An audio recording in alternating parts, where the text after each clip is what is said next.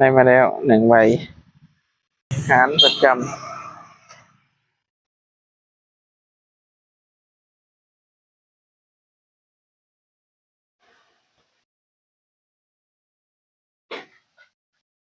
แซ่บบ่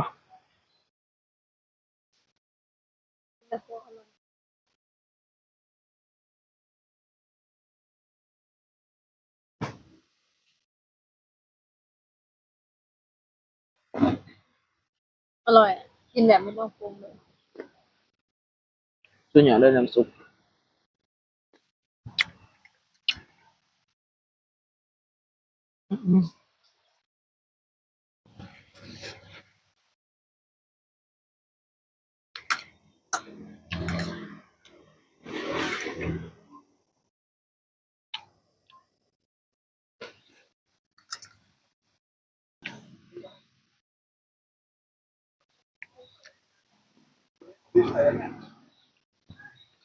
น้ำซุปนี่คือสุดยอดเลย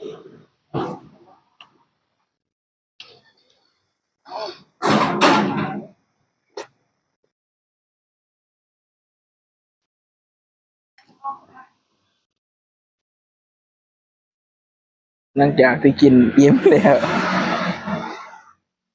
ก็สิเป็นประมาณนี้แหละ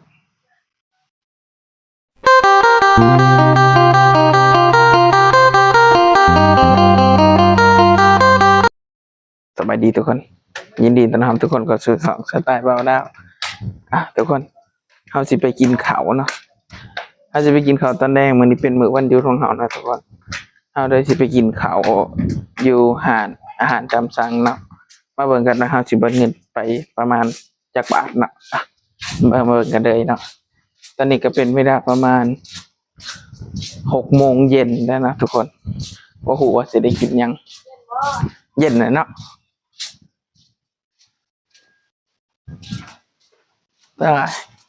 เฮ็ดสิ้นหลอดพุ่นเด้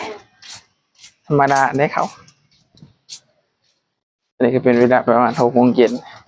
เราก็เลยสิออกไปกินข้าวทุกคนเขาลดทุนลดน้ำหนักในหลายเดือนเลยแต่รู้สึกว่ามันคืออ้วนกว่าเก่าลดน้ำหนักหลายเดือนแต่รู้สึกว่าคืออ้วนกว่าเก่าวะมาเบิ่งบรรยากาศตอนแรกๆนำกันเลยทุกคนนี่ก็คือบรรยากาศตอนแดงๆตอนเย็นๆนะเวลาประมาณ6 โมงเย็นอยู่ข้างๆนี่ก็จะมีตู้ซักผ้าหยอดเหรียญเห็นปะ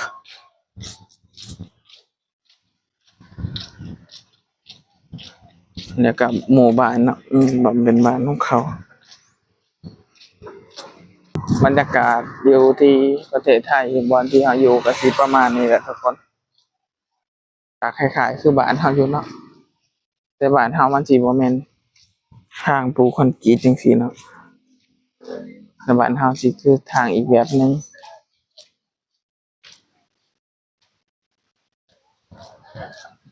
โอ้ยโอ้ยเกือบเข้าก็อย่าหมาเอาหนึ่งได้โกงนะ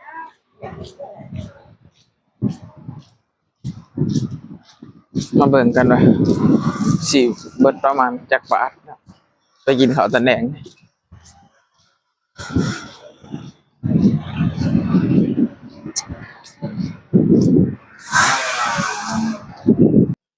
นี่ตึกสูงเขางามแห้งอะทุกคนบ้านทรงโมเดิร์นงามค่อนข้างงามแท้อยากได้แบบนี้เลย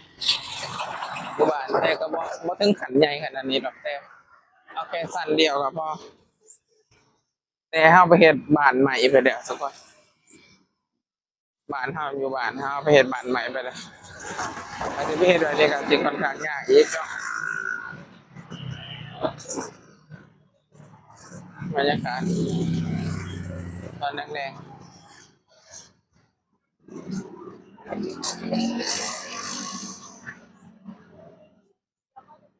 มาเบิ่งกันว่าเฮาสิได้อิหยังกินแหน่แล้วก็สิเบิดเงินประมาณเท่าใดอันนี้ไอติมบ่อยู่หันแม่นบ่ เด้อบ่แม่นนี่หันไอติมบ่เด้อบ่แม่น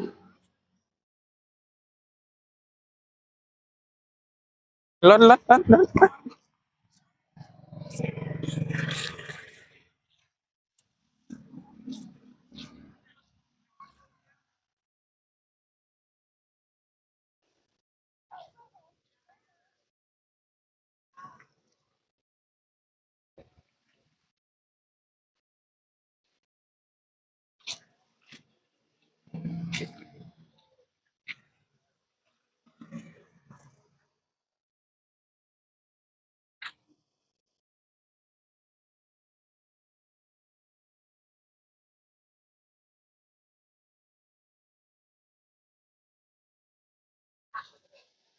บ่ฮู้สิกินหยังคือกัน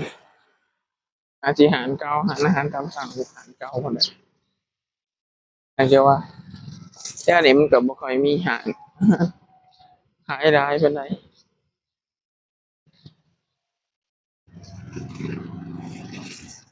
ตัวซื้อลอตเตอรี่ไหมหรือสิ้นเดือน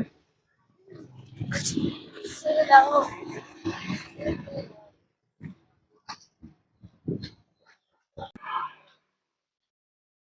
ได้มาแล้ว1 ใบ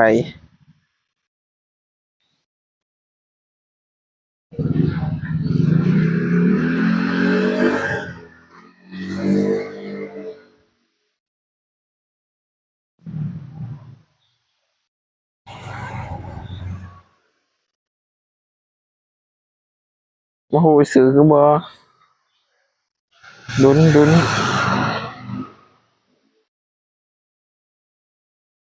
เบิดไปได้100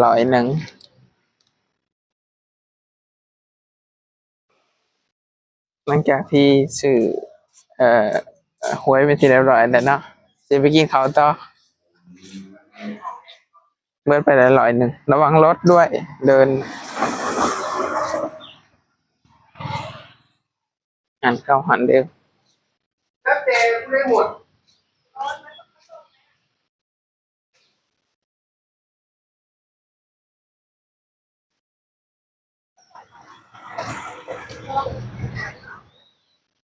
ก็เราเสียกับตัวเดินจริง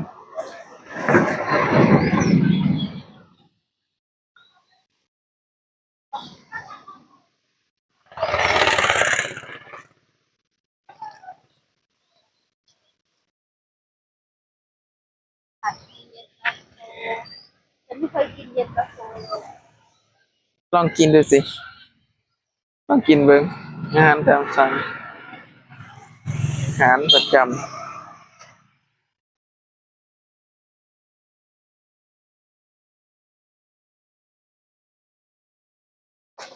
เอาเย็นตาโฟค่ะเส้นใหญ่กะเพราหมูสับไข่ดาวลมลมเย็นตาโฟ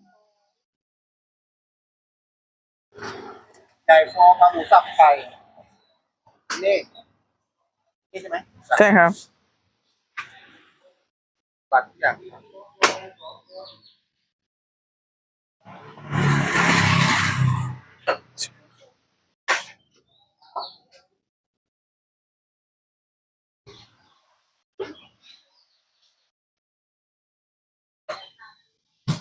น้ำดื่มฟรีบริการตัวเองเฮ้ยนั่งตรงนี้จะได้เย็นบรรยากาศหลังร้านบรรยากาศหลังห้านที่ดินที่เป็นประมาณนี้เนาะแล้วก็มีเมนูที่เขียนไว้แล้วสิไปเอาน้ำมาให้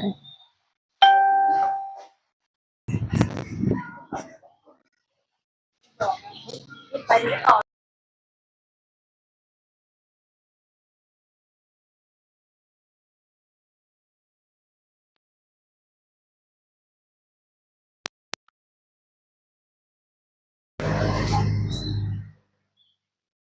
ตาย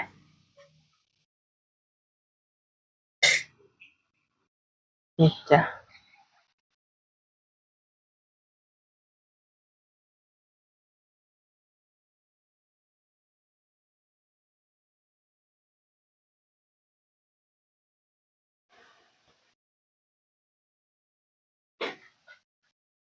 แซ่บบ่ แต่พวกอร่อย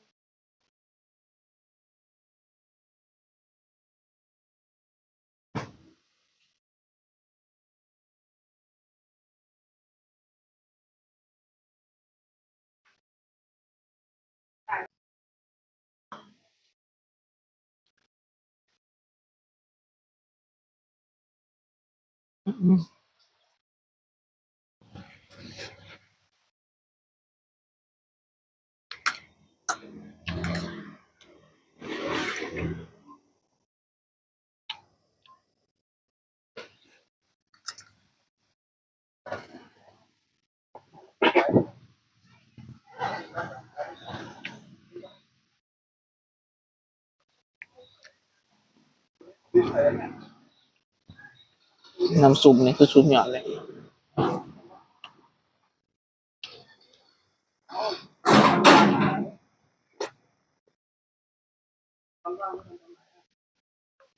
แต่ตัวนี้เขาผอมนะคนนี้ ผู้ชายนี่โค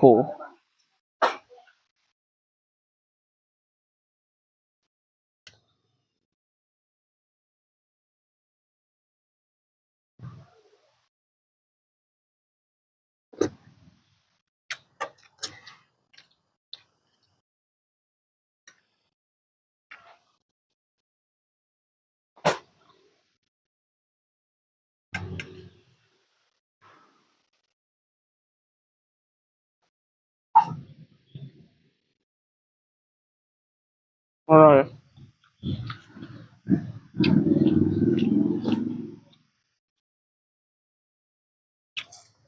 อร่อย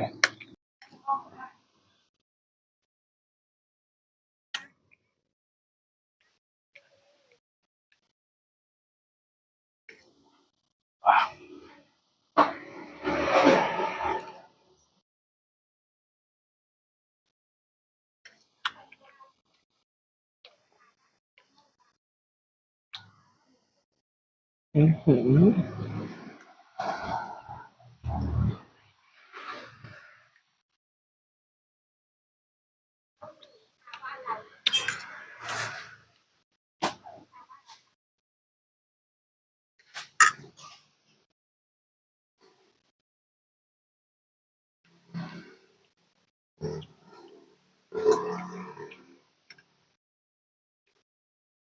อร่อยมาก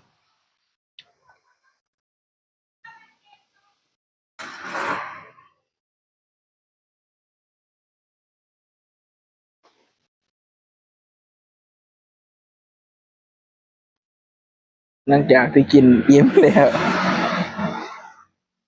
แต่ที่เป็นประมาณนี้แหละฉันแค่นั่งกินกินตักโพแต่บบ่